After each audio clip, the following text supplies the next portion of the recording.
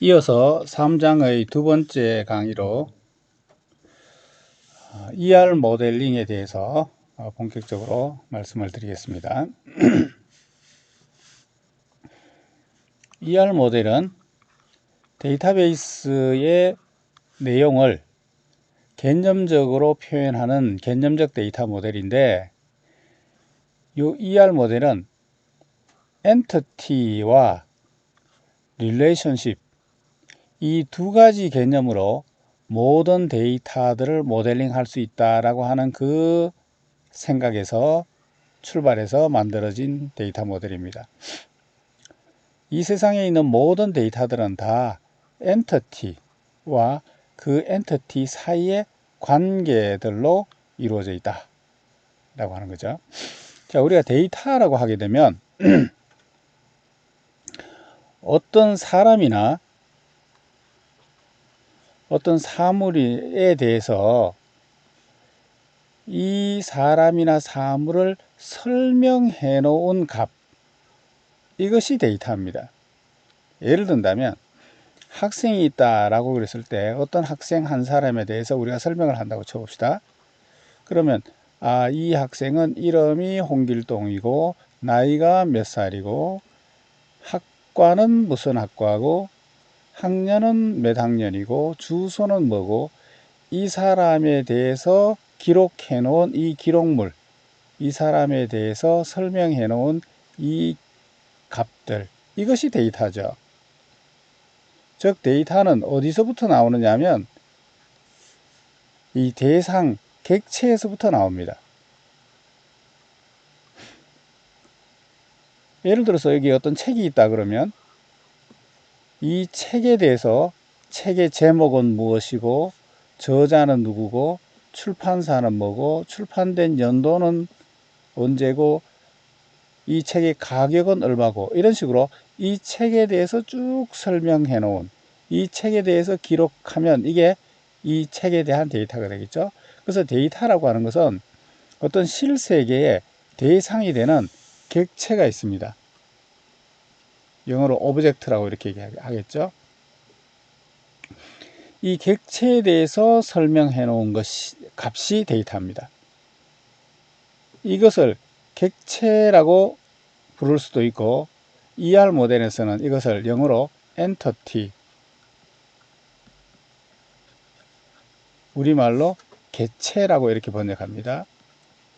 객체 또는 객체에 대한 값을 표현해 놓은 것, 이게 데이터라는 거죠. 그래서 ER 모델에서는 이 모든 세상의 데이터는 객체, 엔티티에 대해서 설명해 놓은 것이다. 그리고 이 엔티티와 엔티티 사이에서는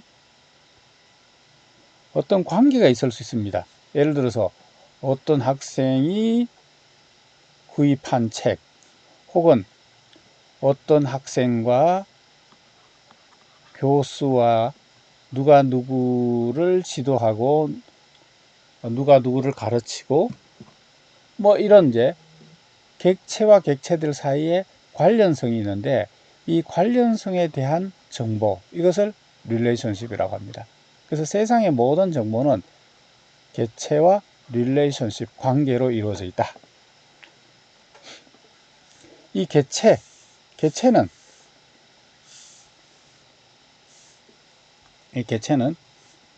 어떤 사람이나 사물,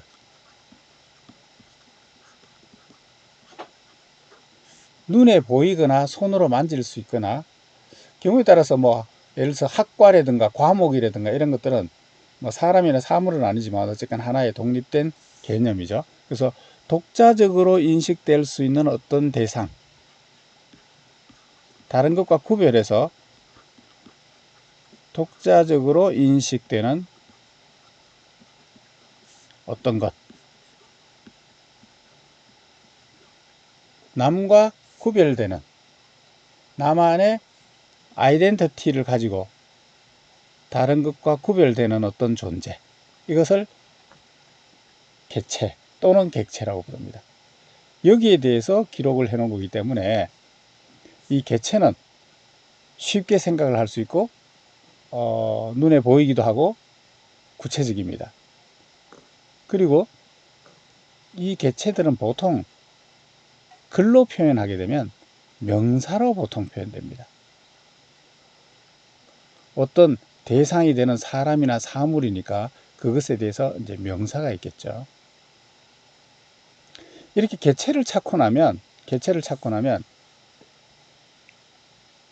또는 개체와 또 다른 객체 또는 객체 이들 사이에 관련성이 뭐냐 이렇게 찾으면 되니까 일단 객체 또는 개체를 먼저 찾고 그들 사이에 관련성을 따져서 이 관련성에 대한 정보를 그 다음으로 이제 찾으면 됩니다. 자, 그래서 여기 지금 어떤 회사 데이터베이스, 회사의 어떤 데이터에 대한 것을 지금 설명해 놓은 예제가 있습니다. 여기 예제에 보시게 되면 이 예제도 개체와 이 개체들 간의 관련성에 대한 정보들로 이루어져 있습니다. 이것을 표현한 것이 ER 모델이고 그것을 ER 모델로 표현하는 과정을 ER 모델링이라고 하죠. 자, 그래서 우리가 이 예제를 한번 보면서 자, 여기에 객체 또는 개체 객체라 그러면 약간 이제 어떤 사물처럼 비춰지니까 물건일 수도 있고 사람일 수도 있지만 뭐 학과, 과목 이런 것들은 사람도 아니고 사물도 아니죠. 그래서 어떤 독자적인 개념, 무형의 어떤 독자적인 개념이기 때문에 그것을 객체라는 말보다 개체라는 말로 표현했습니다. 자, 그래서 어쨌거나 이런 개체들은 주로 명사로 표현된다라고 그랬습니다. 자, 그래서 우리가 이 요구사항을 한번 보면서 여기에 들어있는 개체 그리고 개체들 간의 관계를 한번 찾아봅시다. 자, 아래에 있는 설명들이 어떤 회사 데이터베이스의 어떤 데이터의 요소들을 설명해 놓은 건데 회사에는 부서로 구성되어 있습니다. 각 부서에는 이름, 번호 및 부서를 관리하는 직원이 있습니다. 부서 관리자의 시작 날짜를 추적합니다. 부서에 여러 위치가 있을 수 있습니다. 자, 요 첫 번째 요 설명에서 어떤 회사 데이터베이스에 어떤 사람이나 사물 혹은 경우에 따라서 어떤 독자적인 개념 이런 것들이 뭐라고 했냐면 엔티티라고 그랬죠. 자, 요 설명에서 이런 이제 독자적인 개념 혹은 사람 뭐가 있는지 찾을 수 있겠습니까?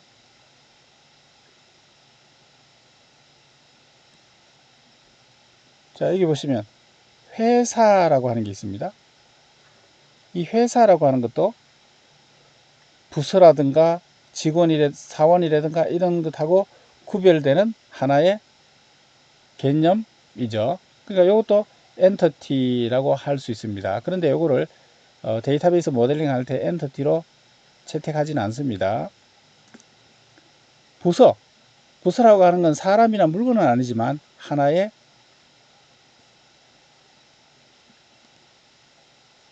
독자적인 개체, 독자적인 개념이죠. 그래서 이 부서가 엔터티가 되겠습니다. 자, 이 부서에 이름, 번호, 부서를 관리하는 직원 이런 것들은 뭐죠? 예를 들어서 여러분들이 학생 생각해 보세요. 그 다음에 교수, 학과 이런 것들이 뭐냐 하면 개체, 엔터티죠.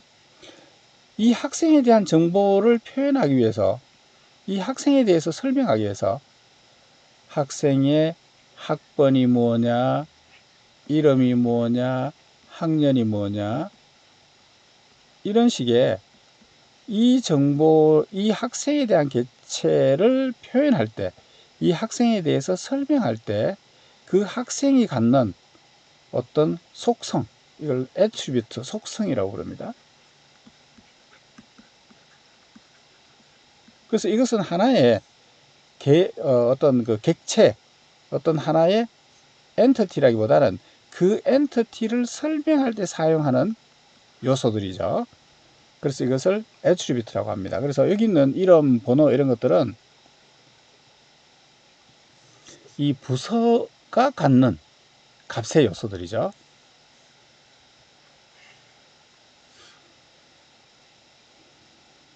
자, 부서의 위치 이런 것도 이 부서를 설명하기 위한 거죠. 왜 회사는 엔티티로 모델링을 하지 않느냐 하면 지금 현재 한 회사의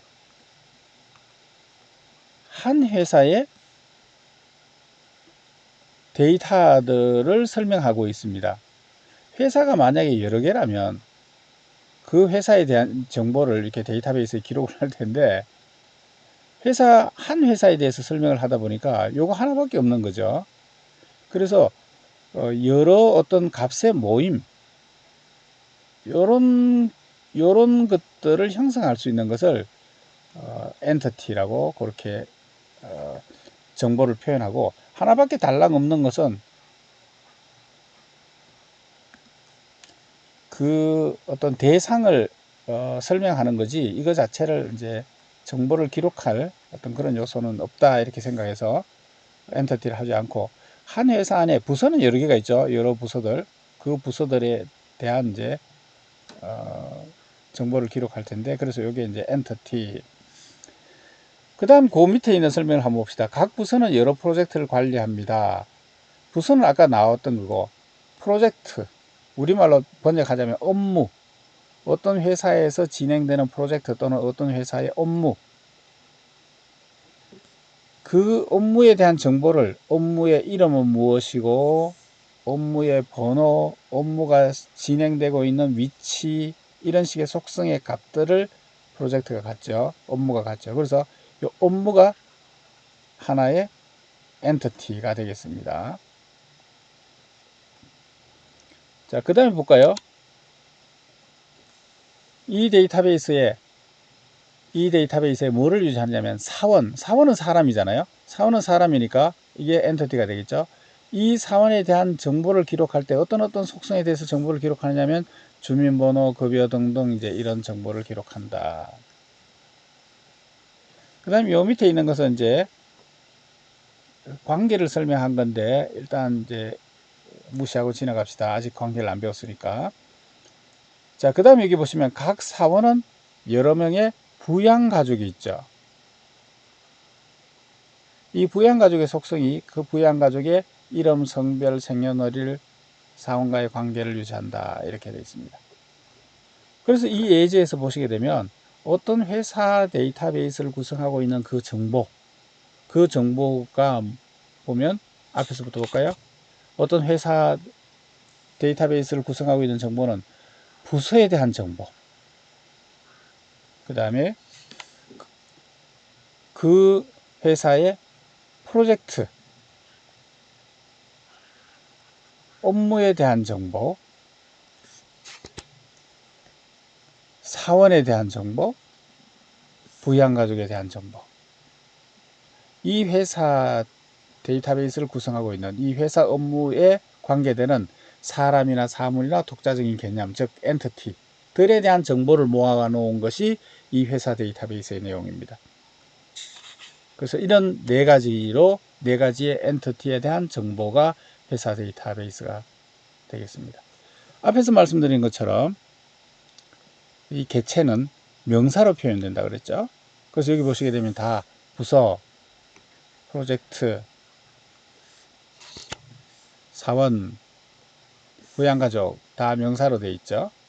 여기 속성도 명사로 되어 있습니다만 주민번호, 주소, 급여, 성별, 생년월일 이게 명사로 되어 있습니다만 이게 독자적으로 존재하는 것이 아니고 이 사원에 대한 것을 설명할 때 사원이 갖는 어떤 속성들을 표시한 명사들이죠. 그래서 이게 뭐를 설명하기 위해서 부속된 어떤 독자적인 객체를 설명하기 위한 요소냐, 아니면 다른 것과 독자적으로 존재하는 어떤 대상되는 객체냐를 가지고 같은 명사를 하더라도 엔터티냐 애트리뷰트냐 이렇게 구분을 하시면 됩니다. 자, 여기 ER 모델에 이제 좀 더 구체적인 설명이 있습니다. ER 모델은 엔티티와 릴레이션십으로 이루어져 있습니다. 이 두 가지로 모든 종류의 데이터를 다 표현할 수 있다라고 하는 것이 ER 모델의 개념이고, 이를 표현하는 방법을 제시하는 것이 ER 데이터 모델입니다. ER 모델의 제일 기본적인 것이 엔티티라고 그랬습니다. 그리고 이 엔티티를 설명하는 기준, 속성을 애트리뷰트라고 합니다.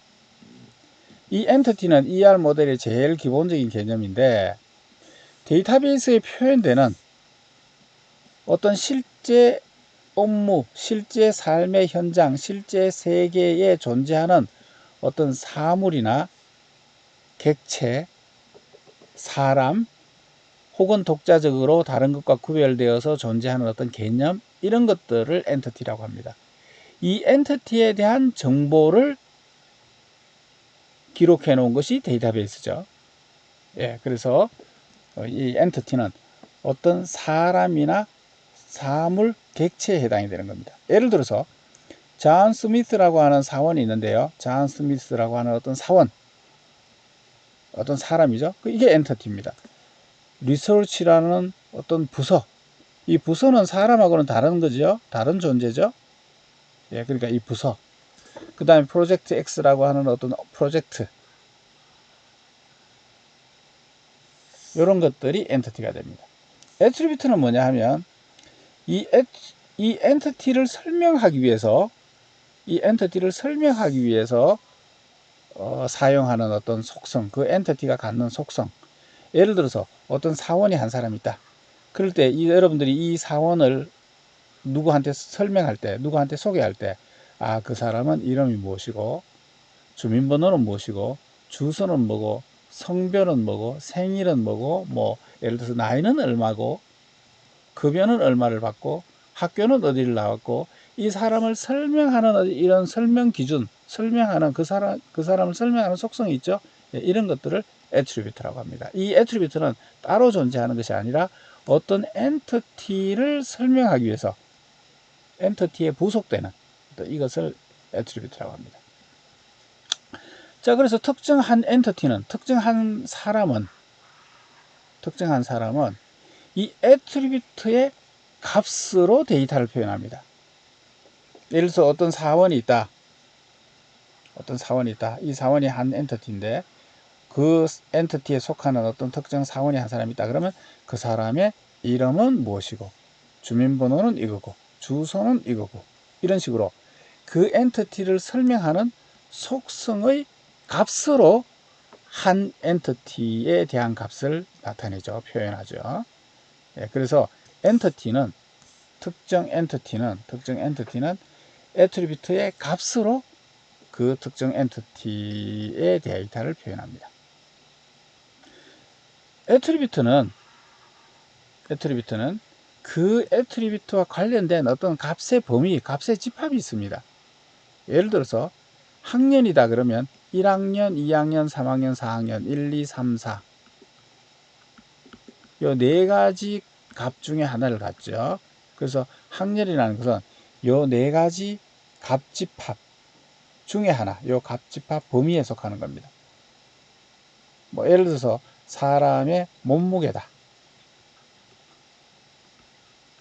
그러면 마이너스 값을 갖는 건 안 되죠. 그래서 어떤 실수값입니다만 어쨌거나 어느 일정한 값의 범위 안에 있는 이 값들을 갖습니다. 예를 들어서 5,000kg. 이 사람의 몸무게는 도저히 존재할 수 없는 값이죠. 그래서 어떤 일정한 범위 안에 있는 값의 집합에 집합이 이제 집합에 속하는 값을 그 애트리뷰트의 값으로 갖습니다. 그래서 각 애트리뷰트들은 그 애트리뷰트가 가질 수 있는 값의 범위가 있어요.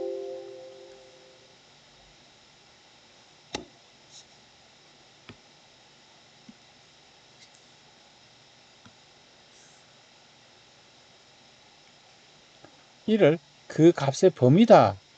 한국말로는 범위 이렇게 얘기할 수 있는데 영어로는 도메인. 그래서 애트리뷰트는 어떤 도메인을 갖습니다.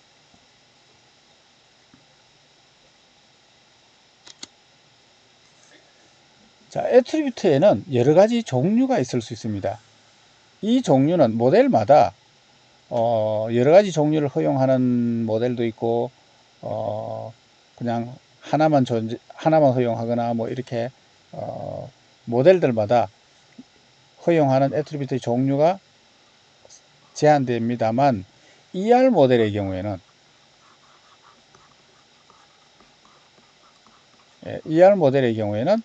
이와 같은 몇 가지 종류의 애트리뷰트를 허용합니다. 이런 타입의 애트리뷰트를 가질 수 있습니다. 하나는 단순 애트리뷰트. 그야말로 단순하다는 거죠. 값이 한 개. 이것이 다른 어떤 컴포넌트로 쪼개질 수 없는 그냥 단순한 값이 하나. 예를 들어서 어떤 사람의 성별, 남자냐 여자냐 한 개만이 존재하는 거죠. 그 다음에 뭐 예를 들어서 학년, 여기는 지금 이제 SSN, 미국 사람들은 소셜 시큐리티 번호를 사용하죠. 우리로 치면 주민번호에 해당이 될 텐데, 예, 뭐 예를 들어서 학년, 1학년, 2학년, 뭐 값이 한 개가 있는 거죠. 이런 것들을 단순 애트리뷰트라고 합니다. 자, 여기 복합하고 비교를 해보시면, 복합 애트리뷰트는 어떤 값이 그 안에 세부 컴포넌트를 갖는 거예요. 예를 들어서 주소라고 하는 값이 있다고 쳐봅시다. 이 주소라는 값은 그 안에 컴포넌트가 나눠져 있어요. 무슨 시, 무슨 구, 무슨 동, 무슨 번지 한 값이 컴포넌트를 가질 때 이것을 복합 애트리뷰트다 이렇게 얘기합니다.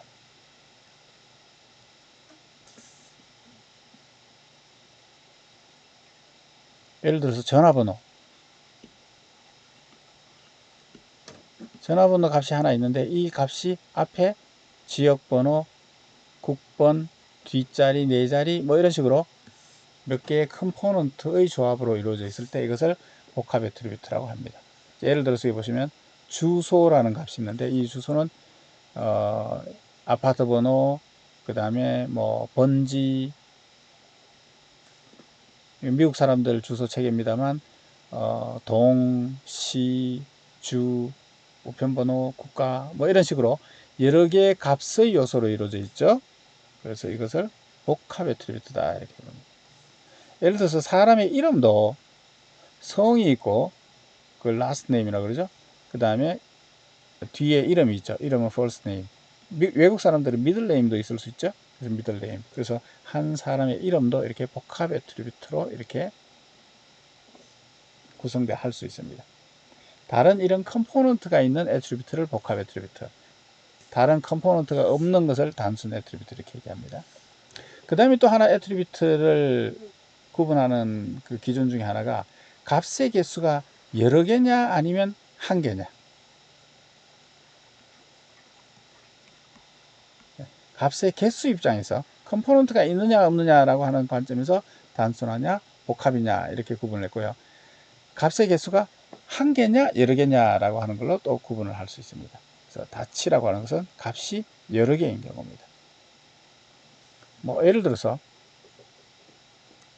어떤 자동차의 색깔, 한 개 색깔로 이루어져 있는 차도 있지만 색깔이 여러 개가 올 수 있는 경우가 있죠. 예를 들어서 어떤 사람의 취미가 하나도 없는 사람도 있지만 취미가 여러 개인 사람도 있죠.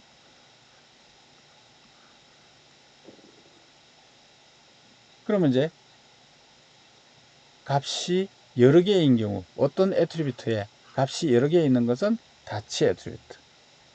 예를 들어서 사람의 나이 한 개가 오지 나이가 여러 개 있을 수 없죠. 예, 이런 것들은 단일 애트리뷰트 이렇게 구분할 수 있습니다.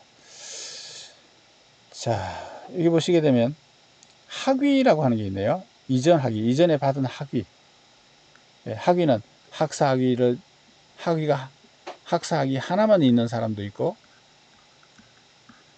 학사학위 외에도 석사학위가 있는 사람이 있고, 박사학위까지 있는 사람이 있고, 학위가 여러 개가 있는 사람이 있을 수 있죠. 그래서 학위는 여러 개, 다치 애트리뷰트입니다. 근데 이 학위라는 게 값이 여러 개 있을 수 있다 그랬죠. 여러 개 있는데 이 학위가 여러 개 있을 수 있는데 이 각 학위는 여러 개 컴포넌트로 이루어져 있을 수 있습니다. 어느 학교에서 몇 년도에 무슨 학위를 받았고 전공이 뭐냐. 학사 학위를 받았는데 언제 어느 학교에서 무슨 전공으로 받았느냐. 그 다음에 석사 학위를 또 받았어요. 석사 학위는 또 어느 학교에서 몇 년도에 무슨 전공으로 받았냐. 그래서 이 이전 학위라고 하는 것이 집합 애트리뷰트이면서 요 안에 여러 컴포넌트를 가질 수 있죠. 그래서 이 컴포넌트를 이렇게 괄호로 이렇게 표시했고요. 그래서 한 애트리뷰트에 컴포넌트가 이렇게 여러 개 있을 수 있고, 그것이 값이 여러 개 있을 수 있죠. 그래서 집합 표시로 이렇게, 집합은 다치는 이렇게 집합 표시를 했습니다. 자, 그래서 애트리뷰트 종류가 앞에 갑니다. 애트리뷰트 종류가 단순 애트리뷰트일 수도 있고 복합 애트리뷰트일 수도 있습니다. 그 다음에 단일 애트리뷰트일 수도 있고 다치 애트리뷰트일 수 있습니다. 단순 애트리뷰트이면서 단일도 있을 수 있고 다치도 있을 수 있고요. 복합 애트리뷰트이면서도 단일 한 개가 있을 수도 있고 다치 값이 여러 개 있을 수도 있습니다. 이와 같이 그렇게 조합하면 결국 네 가지가 나오겠네요. 그래서 ER 모델에서는 이 네 가지의 조합의 애트리뷰트의 종류를 허용합니다.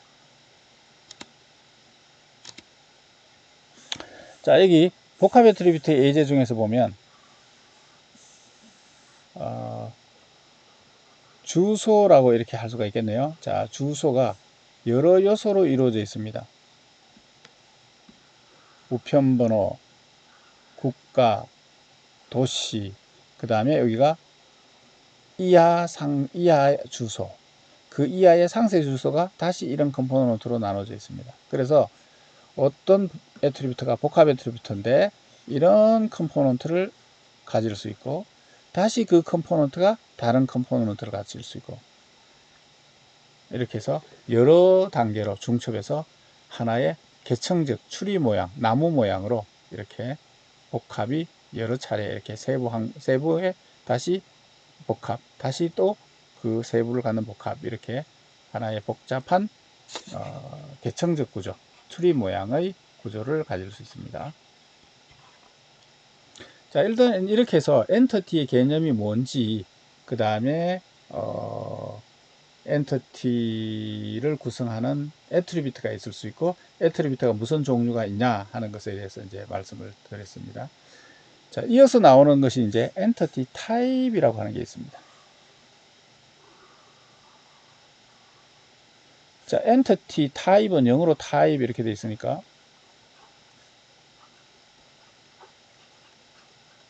종류죠. 자, 여기 엔터티들이 많이 있는데 이 엔터티는 얘네들은 같은 종류예요. 자, 여기 학생들에 대한 엔터티들이 쭉 있는데 여기에는 교수에 대한 엔터티예요. 요거는 과목에 대한 엔터티예요.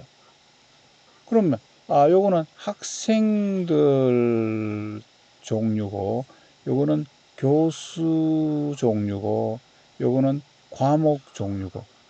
그러니까 이게 각각 종류가 다르죠? 이렇게 같은 종류의 엔터티들을 엔티티 타입이다 이렇게 부릅니다.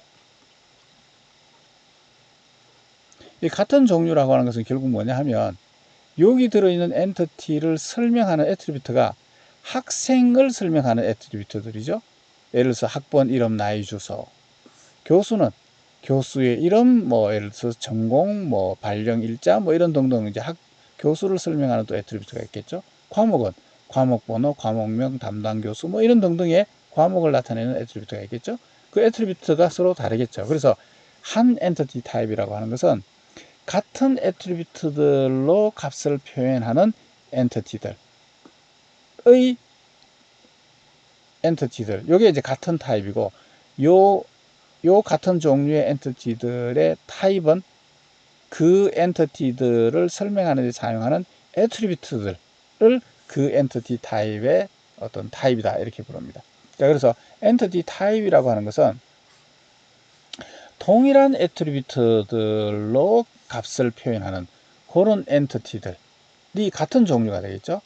그 엔티티들의 타입을 엔티티 타입이다 이렇게 얘기합니다. 즉 예를 들어서 사원이 있으면 사원에 대한 엔티티 타입과 프로젝트, 업무에 대한 엔티티 타입은 서로 다르죠. 예, 사원은 사원끼리의 종류, 프로젝트는 프로젝트끼리의 종류가 되겠죠.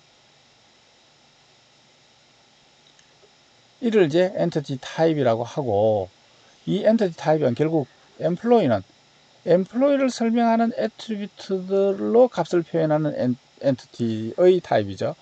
프로젝트는 프로젝트를 설명하는 애트리뷰트들의 값으로 표현되는 엔티티들에 대한 타입이죠. 그래서 각 엔티티 타입은 그 엔티티들을 설명하는 애트리뷰트가 뭐냐, 그 애트리뷰트 이름들의 집합, 이 애트리뷰트 이름이 그 엔티티의 타입이 됩니다. 자, 이 엔티티 타입에 키 애트리뷰트라고 하는 게 있어요. 자, 엔티티 타입은 여러 애트리뷰트, 그 엔티티 타입에 속하는 엔티티들을 설명하는 애트리뷰트들이 엔티티 타입인데, 이 타입 중에, 이 애트리뷰트들 중에서 어떤 특별한 애트리뷰트가 있어요. 이것을 키 애트리뷰트다 이렇게 얘기합니다. 이 키는 뭐의 기준이 된다, 뭐의 열쇠 이렇게 되어 있는데, 뭐의 기준이 된다 라고 하는 의미로 키 애트리뷰트라고 부르는데, 이 키 애트리뷰트들은, 이 애트리뷰트의 값은 이 엔티티 타입에 속하는 여러 엔티티들, 예를 들어서 사원이다 그러면 여기 사원이 뭐 10명이든 100명이든 1000명이든 이렇게 있는데, 이 사원들이 요 애트리뷰트의 값을 다 서로 다른 값을 갖는 거예요. 예를 들어서 사원 번호다. 사원들마다 다 서로 다른 값을 가져야 되겠죠.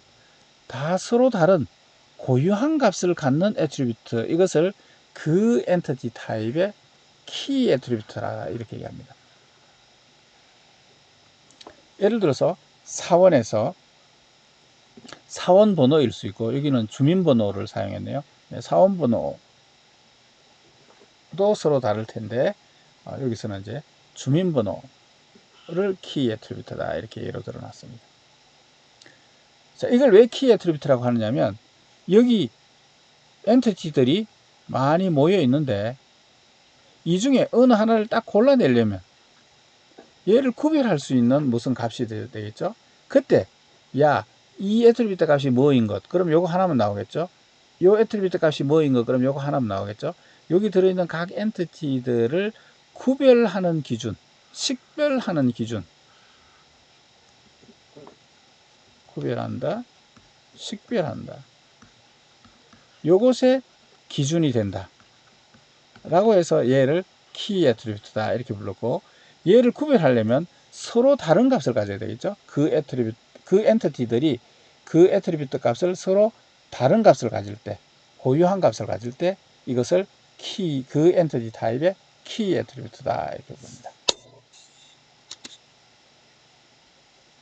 이 키 애트리뷰트는 복합 애트리뷰트가 키 애트리뷰트가 될 수도 있습니다. 꼭 뭐 예를 들어서 학번,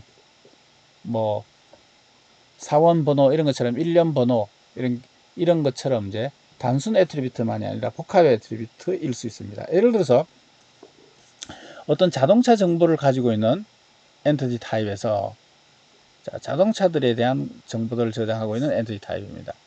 여기서 자동차 번호판,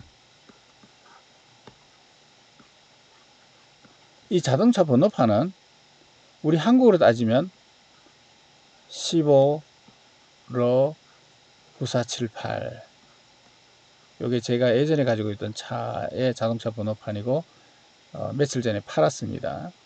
여기 보시면 앞에 두 자리 숫자, 가운데 한글 한 자리, 뒤에 숫자 네 자리, 이런 식으로 컴포넌트가 있을 수 있죠. 그 자동차 번호판은 하나의 값인데 이 값이 컴포넌트를 가질 수 있습니다. 이 컴포넌트 갖는 것을 뭐라고 얘기해서요? 복합 애트리뷰트라고 그랬죠. 그래서 이 자동차의 정보에 번호판이 키 애트리뷰트가 될 수 있죠. 예. 이 번호판은 복합 애트리뷰트입니다. 그래서 복합 애트리뷰트도 키가 될 수 있다. 한 엔티티 타입에 여러 개의 키가 있을 수 있습니다. 한 엔티티 타입에 식별 기준이 되는 열이 여러 개가 있는 거예요. 예를 들어서 학생 엔티티 타입이 있다. 거기에 학번이 있으면 이 학번이 학생들이 다 서로 다른 값을 갖겠죠. 그러니까 얘가 키가 될 수 있습니다. 근데 또 이 학생 엔티티 타입에 주민번호가 있어요. 이 주민번호도 다 서로 다른 값을 가지죠. 그래서 얘도 키, 얘도 키, 여러 개가 있을 수 있습니다. 예를 들어서 자동차 엔티티 타입에서 놓고 보면 여러분들이 자동차에는 익숙치 않을 텐데 번호판, vehicle tag name이라고 하는 게 여기 번호판에 해당이 됩니다. 자동차들마다 번호판이 다 다르죠. 그래서 이 번호판이 자동차 엔티티 타입의 키가 될 수 있습니다. 그 다음에 혹시 여러분들 차대 번호라고 들어보셨는지 모르겠는데 차를 공장에서 생산할 때 번호판을 붙이기 전에, 번호판은 이제 차를 사가지고 등록을 해야 번호판이 주어져서 번호판을 달잖아요. 이 번호판이 달리기 전에 공장에서 나올 때 식별할 수 있는 번호로 엔진에 차대 번호라고 하는 것을 붙입니다.